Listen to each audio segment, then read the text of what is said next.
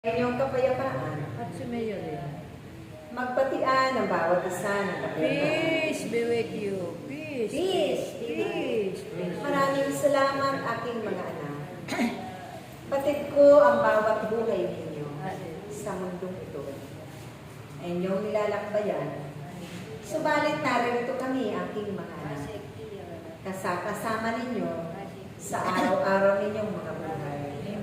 Ako ang banal na Espiritu Santo na pumupuno sa lahat ng pagkakataon ng mga kapangyarihan at mga himala sa inyong mga buhay sa pamamagitan ng aking gabay at patnubay, sa pamamagitan ng aking idinidikta sa inyong mga puso't kalooban at isipan sa araw-araw ninyong paglilingkod. Tunay na nararapat ninyo itong pasalamatan. Napakapalad ninyo aking mga anak sa lahat ng nilikha ng Ama. Dahil sa mga panahong kayo ay nasa dapit hapon na, subalit naririyan ang inyong pagtuloy sa panawagan ng Diyos. Tunay na pinagsumikapan ng bawat isa ang kanyang itinakda, pinili at hinirang sa mga panahong ito upang paglingkuran ninyo ang inyong mga kapwa sa mundo ito. Higit ang Diyos na inyong iniibig at unang umibig sa inyo.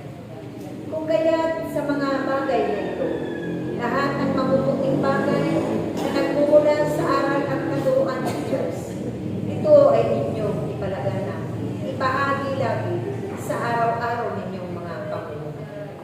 Sa kanila at sa iba pa, mga kakilala ninyo, nakakasalamuhan ninyong kapwa, nakakasama ninyo, at nakikiisa sa inyong pagtitipon, lalo-lalo na doon sa bawat tahanan na bigbig ninyo ang mabuting balita upang ito man ay maihayag sa kanila at maibahagi magpakailanman.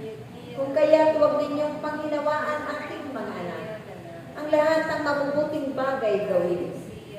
Paglingkuran ninyo sila ng may kababaang loob, puno ng kagalakan at pag-ibig sa inyong mga buhay. Huwag ninyong panghinawaan ang inyong mga tungkulin na ginagampanan at gagampanan pa sa mga panahon at darating pang pagkakataon upang ito man ang magiging daan tungo sa buhay na walang hanggan. Kapag ang inyong hiram na buhay ay kunin na muli ng Diyos at kayo ay itakda na magpahinga ng tuluyan doon sa kanyang kaharian. Ito ang inyong hangarin aking mga anak lagi sa inyong mga buhay. Ang mga paglingkod kayo at magampanan ninyo ng buong puso, kababaang loob, puno ng pag-ibig at kagalakan, puno ng kasiyahan, habang ito ay inyong isinasakatuparan ayon sa kalooban ng Diyos. Kaya lalo kayong mag-ibigan, mag-unawaan, magtulungan, magmalasakitan, magpatawaran, magpaumanhinan sa isa't isa, magpunuan ng mga pagkukulang ng bawat isa. Lagi kayong magkakaisip, magkaisa sa pananalangin para sa kapayapaan ng mundo, para sa kaligtasan ng inyong kapwa, mga kapwa ninyo na wala pa sa gawain ng Diyos, na silang lahat man, higit ang kanilang mga kaluluwa ay maidala ninyo sa banal na kanan ng Diyos. Yan ay kinalulugdan ng Diyos, ang lahat ng mabubuting bagay, dahil hindi siya pumipili ng pagkakataon upang gawin ninyo at gampanan ninyo ang mga bagay na mabubuti niyan at ibahagi, ipalaganap sa kanilang lahat. Kayo ang instrumento ng Diyos sa mundo ito na inyong nilalakbayan. Kung kaya alisin ninyo ang mga pag-aalala, ang mga takot at pag-aalala, ang mga pangamba, dahil hindi yan nagmumula sa Diyos.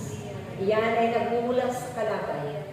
Kayo ay makipagdigma na puno kayo ng kapangyarihan ng Diyos. Puno kayo ng pagmamahal at pag-ibig dahil tatalunin ninyo ng pag-ibig ang kasamaan.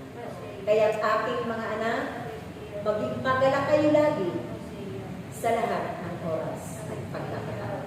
Sumain niyo muli ang biyaya at pagpapala ng Diyos ng kagalakan, kababaang loob, ng mga himala at pagpapala mula sa makapangyarihan.